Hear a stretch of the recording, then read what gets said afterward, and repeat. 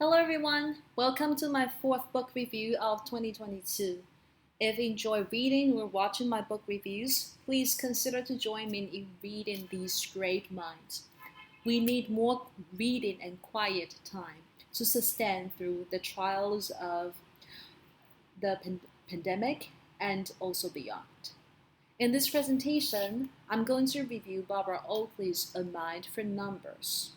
This is a book published in 2014, but it is still relevant to many of us in 2022, as it is solid research in the fields of STEM education and neuroscience. So, a bit about Barbara Oakley before we get started.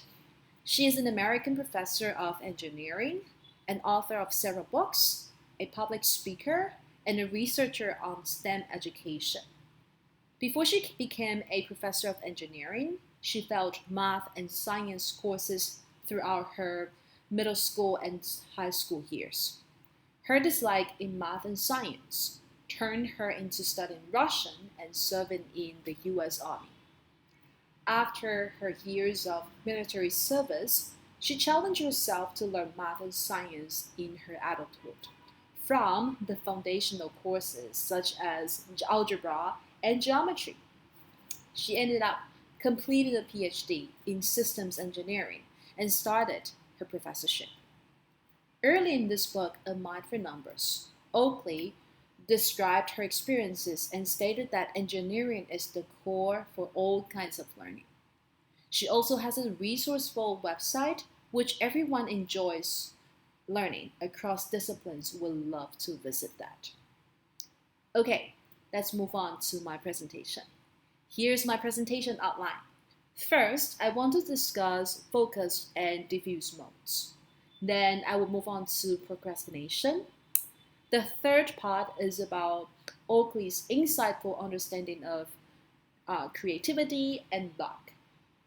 The fourth part is on tests. And this presentation ends with how to change or sculpt our brain. And this is the book cover of this fabulous book. Okay, let's get started with the first part. So these are two modes of learning, and these two modes serve as the foundation for this book. According to Oakley, focus mode refers to rational, sequential, analytical approaches. It is essential for learning math and science. And when we are in the focus mode, our prefrontal cortex, which is right behind the forehead, is functioning. Compared to the focus mode, the diffuse mode is to help us relax and let our mind wander. And when we are in the diffuse mode, we actually can get new insights to problem solving.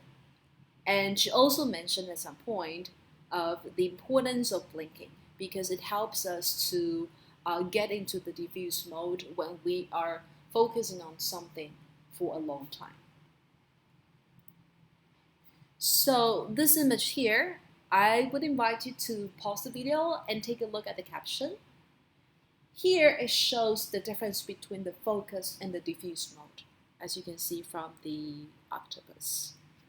Okay, so in the focus mode, everything is tightly connected, while connections sort of spread out and appear in a logical manner in the diffuse mode. Both modes are essential though, because when one stays in the focus mode for a long time, one encounters Einstellung.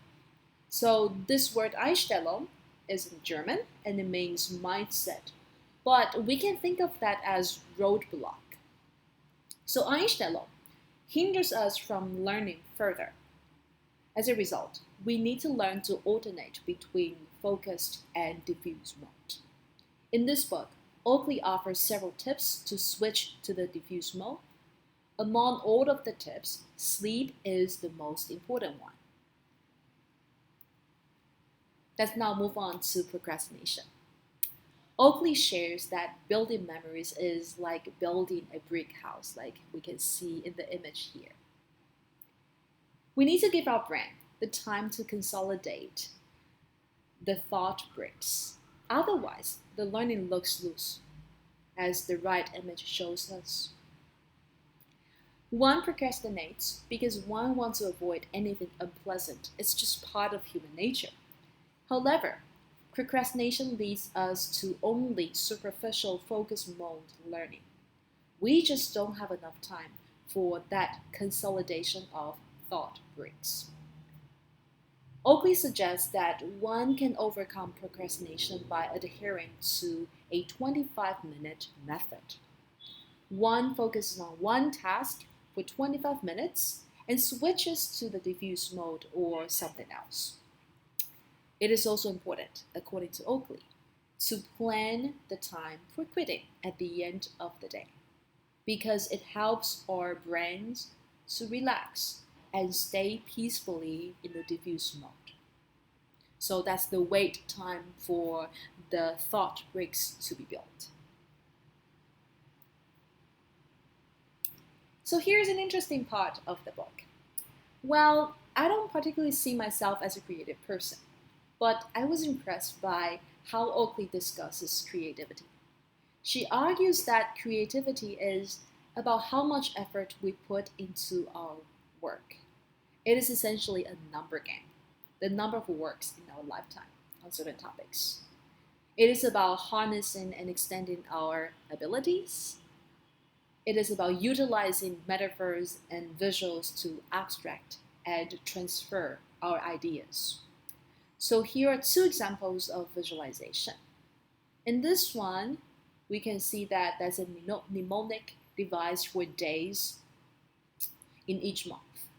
The knuckles represent the month with 31 days, and the valleys represent month with 30 or 28 or 29 days. The left one here, it is an artistic representation of chemical composition. Again, I would invite you to pause the video and appreciate the art here and think about that. Can you figure out what the monkey's arms and tails symbolize? Oakley highlights the importance of seeing creativity as the result of endless trials by stating that Lady Luck favors the one who tries. It is quite powerful. So, creativity and luck, that actually happens to numerous inventors in human history, as Oakley mentioned quite a few in the book. I also enjoyed reading the chapters on chunking our learning. According to Oakley, the power of chunking and building up our mental libraries lies in accumulating different types of problems and solutions over time. It takes a lot of willpower and strategies. So training our willpower is like training muscles. We can only focus on one thing at a time. In terms of strategies, Oakley offers quite a few examples, but the essence is really to personalize the knowledge and gradually moving working memory to long-term memory.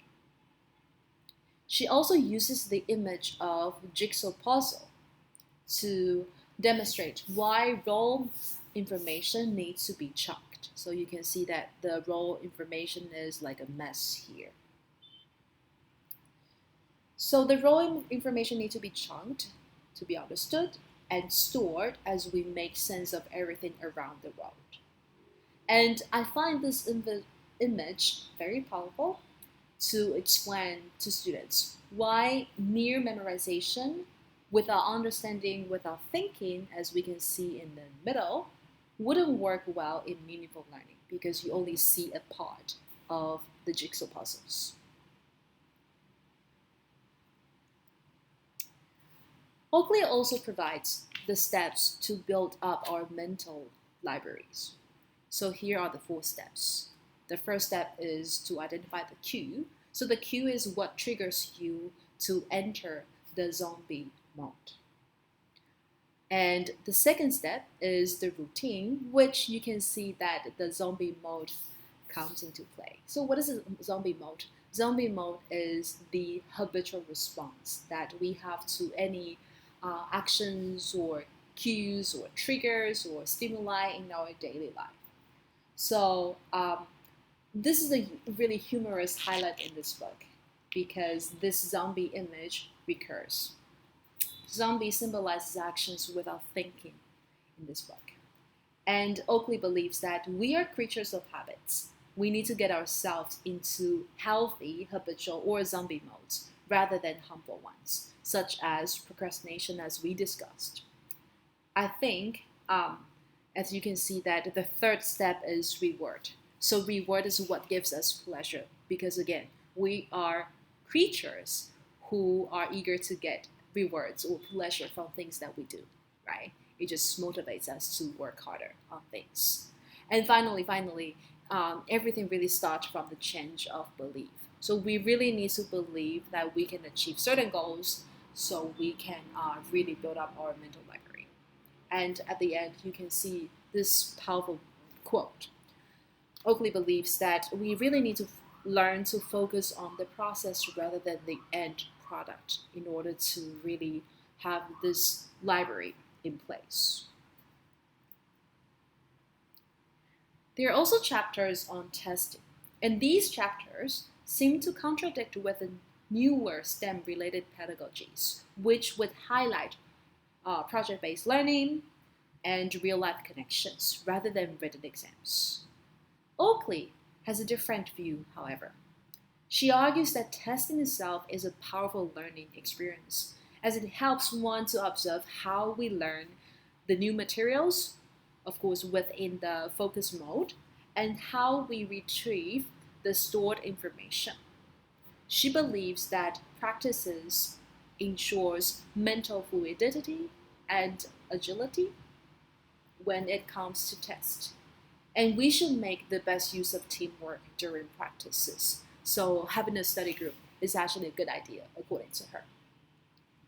Preparing for tests well is also psychological.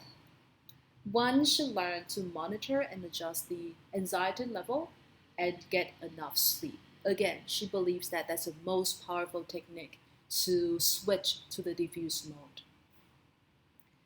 Because, well, when our brain is in the ultimate diffuse mode, all the new neurons can be built after intense learning. Okay, the final part of this presentation is about sculpting our brains. Oakley states that much recent research has shown that spatial intelligence not only helps one to navigate in places more easily, but also links to innovation and creativity. She suggests that we use memory palace to concretize learning of abstract mathematical and scientific terms. So here's an image to show you the memory palace. By imagining ourselves walking through a room like this with a bunch of challenging terms, we personalize the chunks of knowledge. She offers some brilliant examples in the book, which are worth delving into, in my opinion. Additionally, Oakley also believes that writing, even though being traditional, enables deeper coding or sense making of new knowledge. It simply cannot be replaced by typing, as she concludes.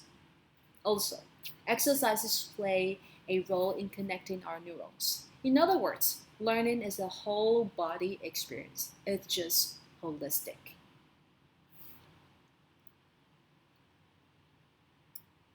Well, the book is essentially about excelling at science and math. And I have found this approach beautifully connected qualitative and quantitative learning. It says, equations tell the story about how the physical world works. For me, the key to understanding an equation in physics is to see the underlying story. A qualitative understanding of an equation is more important than getting quantitatively correct answers out of it. So, in other words, equations are really about storytelling, just in a different language, and we just need to train ourselves to understand the language. Well, Oakley is a practical writer, as she includes numerous case studies from her students and other professionals in STEM fields.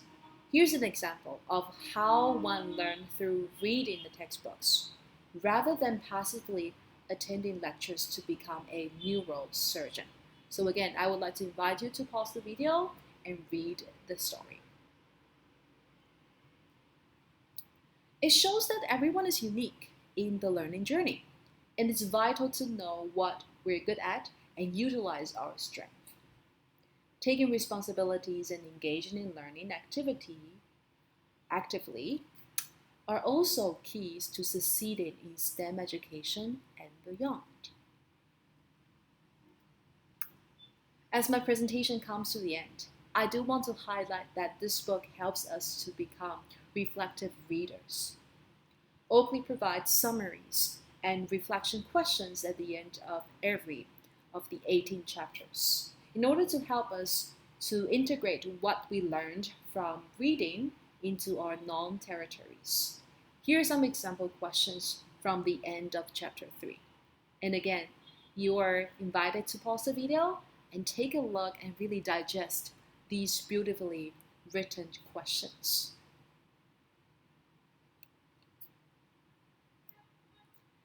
Thank you for listening to this presentation.